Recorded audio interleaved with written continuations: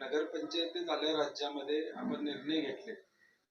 साहेब, आता चंदगड नगर पंचायतीच्या निवडणुकीच्या निमित्तानं तुम्ही आज या ठिकाणी प्रचार दौरा काढलाय. तर एक शाहू विकास आघाडी म्हणून काय मुद्दे घेऊन या निवडणुकीला सामोरं चाललाय? मागच्या 5 वर्षात कोट्यावधी रुपयाची कामं आम्ही केलेली आहेत. पालकमंत्री असताना इथं फायर ब्रिगेडची गाडी देण्याचं काम असू दे, शववाहिका देण्याचं काम असू दे, किंवा इतर अनेक गोष्टी आल्या. राजेश पाटलांच्या माध्यमातून 24 कोटीची पाण्याची योजना त्या ठिकाणी झाली. मला वाटतं हिंडाल्कोचा रस्त्याचं सुद्धा 1.5 कोटी रुपये ते मंजूर. म्हणजे एकूण शहरासाठी 5 वर्षात आम्ही अनेक विकास कामं केली. आता पुढच्या 5 वर्षात देखील तोच वारसा पुढे घेऊन जायचा. आता ही 24 कोटीची योजना करत असताना आमचा प्रयत्न आहे, मी दयानंदजींना सांगितलंय की 24/7 पाणी देता येईल का. म्हणजे चावी उघडली की पाणी साठवत ठेवायचं नाही पाणी लोकांनी. आणि विस्तारित जे गाव वाढायला लागले त्याचा हिशोब करून थोडं नियोजन करावं अशा आम्ही त्यांना सूचना प्रामुख्याने दिल्या. दुसरं एक मी आता एक कल्पना सांगितलेली आहे की चंदगड नगरपंचायतच्या हद्दीत जेवढ्या मुली असतील त्या सगळ्या मुली पुढच्या जूनमध्ये कुठल्या ना कुठल्या तरी शाळेत महाविद्यालयामध्ये पाहिजे, असा आम्ही एक अजेंडा ठरवतो की 100% मुली या नगरपंचायतमधल्या आता काय होते, प्राथमिकला मुली जातात, माध्यमिकला लांब आहे म्हणून मुली शिक्षणापासून लांब राहतात. हा जिल्ह्यातला अनुभव. तर आम्ही एक चंदगडसाठी म्हणून एक प्रयोग करणार आहे. आता सगळ्यांशीच आमची चर्चा आली, त्यामध्ये उद्या काही मुलींना ड्रेस पाहिजे, शाळेत ड्रेस पाहिजे, तर ते लागलं तर मी 100 मुली मी दत्तक घेतो म्हणून सांगितलंय. राजेश पाटील म्हणले मला काय लागलं तर सांगा, नंदाताई म्हणले मला काय लागलं तर सांगा, गोपाळराव पाटील साहेब म्हणले मी काय द्यायला लागलं, विक्रम म्हणलं आम्ही 5-10-20 द्यायला लागले तर द्या. खरं एक मे मध्ये एक वातावरण असं करूया की या शहरातल्या सगळ्या मुली या शाळेमध्ये 100% मुलं जातात, कारण मुलं चालतात, कुठंतरी जातात, बस पकडतात आणि जातात. मुलीला लांब पाठवायचं म्हणलं की नाही असं येत. तर तो एक आम्ही एक हे रस्ते गटर हे होतच राहणार आहे. तर एक सोशल इनिशिएटिव्ह म्हणून आमचा विषय. दुसरा 7 बारे इथले सिटी सर्वे करून नकाशे काय म्हणजे मोजणी करणे, मोजणीसाठी खर्च येतो.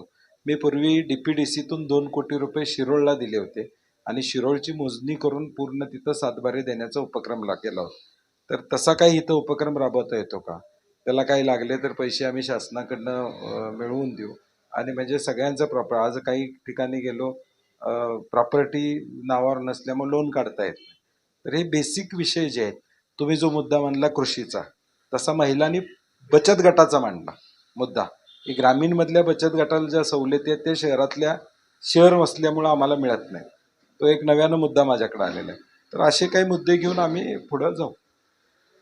चंदगड शहराचा जो ट्रॅफिकचा कळीचा मुद्दा आहे किंवा इतर जे इन्फ्रास्ट्रक्चर बेसवर जे बेसिक सुविधा लागतात त्या संदर्भात काही नागरिकांची हे नाराजी आहे. निवडणूक झाल्यानंतर आमच्याकडं 2 एक्सपर्ट आहेत कोल्हापूर शहरामध्ये, जे कोल्हापूर शहराच्या ट्रॅफिकला मार्गदर्शन करतात. मी नगराध्यक्षांना सांगून त्यांची वेळ घेऊन इथं त्यांना पाठवून देतो, ते सर्वे करतील. सर्वे करून काही उपाययोजना करायच्या त्याचा रिपोर्ट नगर परिषदला देतील आणि तो जनतेशी बोलून मग त्याची अंमलबजावणी करावी. मी ते साधारणपणे 1-2 महिन्यात रिपोर्ट तयार करून द्यायची व्यवस्था करतो. 2 एक्सपर्ट चांगले आहेत जे सांगतील की नेमकं काय करायचं, बाजाराच्या दिवशी नेमकं काय केलं पाहिजे, बाजार नसेल त्या दिवशी काय केलं पाहिजे, हे सगळे तयार करून आम्ही त्यांना मोफतपणे तयार करून तुम्हाला दयानंदजी द्यायला लावतो. मग तुम्ही तो रिपोर्ट पब्लिकला दाखवा आणि त्यातल्या काही योग्य सूचना असतील त्याची अंमलबजावणी केली तर त्यातूनही मार्ग काढू. आता महायुती सत्ताधारी राष्ट्रवादी आपल्या सोबत आहे.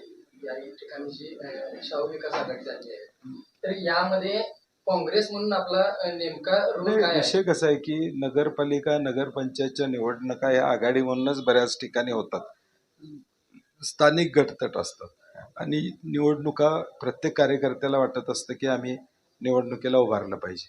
आणि म्हणून शेवटी आम्ही वरून निर्णय देतो की बाबा स्थानिक पातळीवर तुम्ही निर्णय घ्या, चांगल्या विचाराचे, पुरोगामी विचाराचे लोकांच्या बरोबर टायअप करून तुम्ही जर निवडणुका लढवल्या तर हरकत नाही.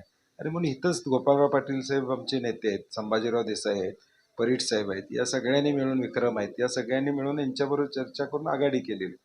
कुणाच्या किती सीटा महत्वाच्या नाही आहेत. चंदगडला चेहरा देणं आणि चंदगडचा विकास करणं हा आमचा दृष्टिकोन. हा फॉर्म्युला कंटिन्यू राहणार आहे का?